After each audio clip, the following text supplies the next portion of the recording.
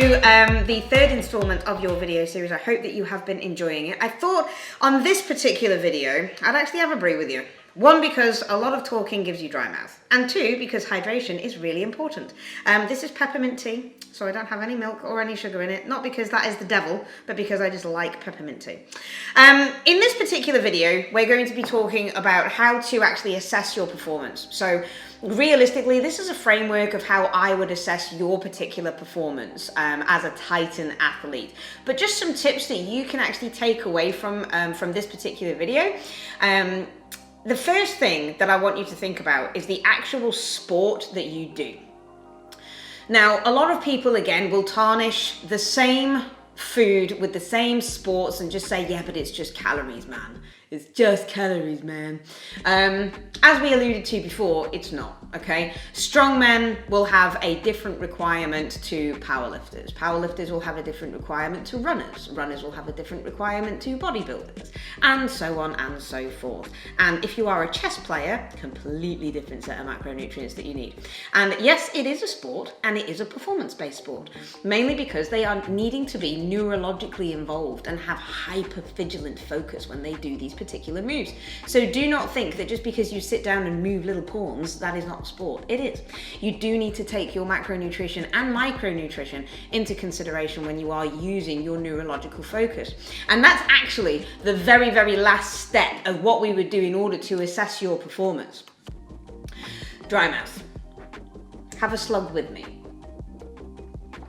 So very first thing, you need to assess the sport that you are actually doing. Assess the stimuli that you're going to be doing. What kind of energy system are you going to be using predominantly? Then I want you to have a look at your overview of the week. So say, for example, you're going to be doing heavy squats on a Monday, and then that is going to be followed up by a moderate weight, but more of a higher rep scheme bench on the Tuesday. What are you going to fuel your heavy squats with? And then what are you going to fuel your recovery with a preemption of how many reps and sets that you're going to be doing for your bench the following day and what you're going to feed it from there? Because do not forget that the food that you are going to be giving your body in order to fuel your performance is not just the meal that you're going to be having before your training session. It's also the 24 hours beforehand. So recovery needs to be optimal in order to be an optimal performer in your particular sport.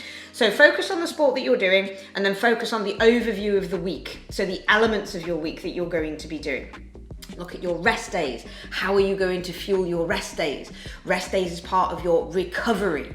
So if you just kind of slash your calories in half because you all of a sudden think, yeah, but I'm not doing as much, you're also impacting your recovery at that point, especially if you've got cardio prescribed on a rest day to elicit different energy systems and that kind of thing. Again, totally separate video. But if you do have cardio prescribed on that particular rest day, you're still going to need to fuel that. Again, this is not just about calories in, calories out. It is about performance and recovery. So look at that and acknowledge it as well. The third part of it is taking your weight daily. So take your body weight daily. Now, this is extremely important, especially if you are competing in a weight categorized sport. So if you have to make weight, for example, as a powerlifter, and you are, say, training the majority of the year and you're 6 kilos above your weight category, it's all very well and good being really fucking strong at that weight. But then if you have to cut weight, are you detrimenting your strength? How are you going to cut? How fast are you going to cut? Realistically, are you better off being as strong as possible within your weight category, especially if you've got same day weigh-in? So again, that's something else that we need to take into consideration. Are you weighing in and you've only got 2 hours before you actually lift, or have you got a 24-hour weigh-in? With 24-hour weigh-ins, making weight's going to be a little bit different. We're going to be using different strategies for that. So take your weight daily. Ascertain where you are the strongest at. I'll give myself as an example. So I'm a 52 kilo powerlifter. I found that I was my strongest at around 52.5 kilos in training. So I stayed around that particular scale weight.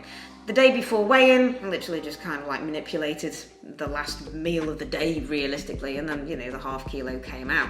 But I did notice that when I started to creep up on the scale and I was hitting 54.5, maybe even 55, my performance went down. And it's just because it was too heavy for me as a teeny tiny person.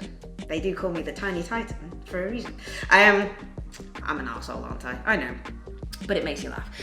So have a look at where you perform the best at.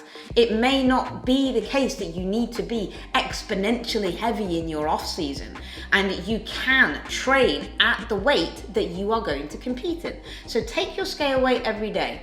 This is also going to acknowledge the psychological influxes, because if you take a scale weight once a week, for example, and you've only done it once a week, and the day before you've had a huge curry, which is loaded with sodium, you haven't drank as much, you maybe hadn't moved around as much, you haven't gone for a poop.